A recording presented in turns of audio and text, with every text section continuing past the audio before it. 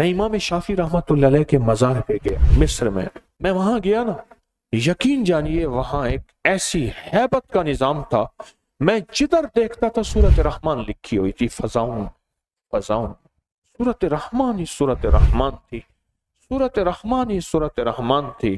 اور پھر کسی صاحب نظر نے ان سے ملاقات کی، ان سے پوچھا کہ سورۃ رحمان کیوں تھی؟ فرمایا میں نے ساری عمر روزانہ 125 بار سورۃ رحمان پڑھی۔ اور آج بھی جو بندہ اللہ کسی کو توفیق دے دے، بعض لوگوں کی زبانوں پہ قرآن ایسے ازبر ہو جاتا ہے۔ مجھے اس دن ایک صاحب نے بتایا آج میں نے 17 پارے پڑھ لی ہیں، فرمایا کہ میں نے 125 دفعہ سورۃ رحمان روزانہ پڑھی ہے۔ اور انہوں نے پوچھا، جنہوں نے مجھے بتایا کسی صاحب نظر نے، کہ حضرت آپ نے سورۃ رحمان 125 دفعہ روزانہ پڑھی ہے، تو اس کا کمال کیا ملا آپ کو؟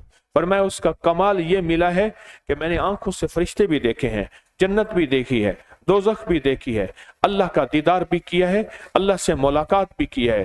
اور میں جس ولی، قطب، ابدال، غوث، کلندر، نقیب، نجیب، ابرار، ہستی سے ملاقات کرنا چاہتا تھا، میں صرف پڑھتا تھا الرحمن، وہ کائنات کے پردے ہٹ جاتے تھے، صرف الرحمن، کائنات کے پردے ہٹ جاتے تھے۔